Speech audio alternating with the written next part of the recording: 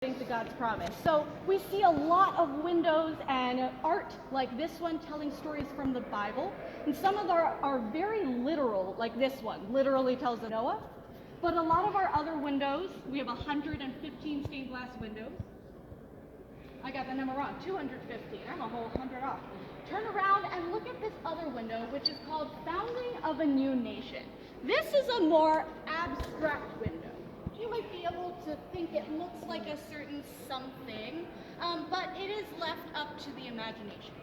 Now, I think this window is in a perfect place, Founding of a New Nation, because who is standing below Founding of a New Nation? George Washington. You might have to peek around to see him. It's George Washington. George Washington, yes. So we have George Washington here celebrating the start of our nation. And back, yes, another beautiful piece of art right here.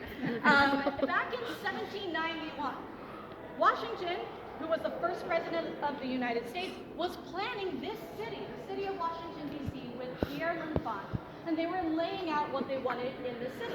And they actually said in 1791 they wanted a church for national purposes, and they set aside place for it. Now, this is not that place. That place got filled in with something else. But many years later, in 1907, they started building this cathedral. It was a while longer. And they started building it all the way on the other side of the cathedral, where we're going to walk. They laid the first stone. And then they started building this way, and it took 83 years from 1907 to build.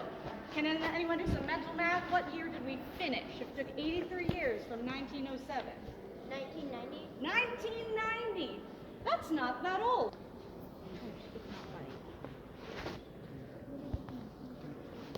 As like everyone laughs.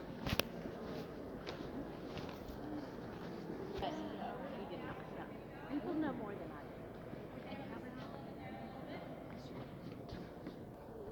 do. Can someone tell me what you see? Space. Did you know that this was called the space window? You must have, because yes, we see space. This window tells many things. It tells us and celebrates the accomplishments that man made by going into space to explore it. It also reminds us of how small we are in comparison to how huge and vast the universe is. I think this window does a great job of that because it's one image across all three of those landscapes. Not a lot of the windows here at the cathedral are like that. A lot of them are a lot of individual pictures, but this is one huge, brilliant picture. One of the things that stands out about this window is its color. It's really deep and vibrant. These colors were actually taken from the pictures taken on the Apollo 11 space mission. Now, some people to us by the astronauts that went on the Apollo 11 mission. So there were 3 astronauts, Buzz Aldrin, Michael Collins, and Neil Armstrong. Very exciting because Michael Collins, who was the one who stayed on the ship and didn't actually get to step foot on the moon, a little disappointing, but he is an alumni of St. Albans School for Boys, which is here on the coast. So we think maybe we had a little special privilege getting our moon rock from him.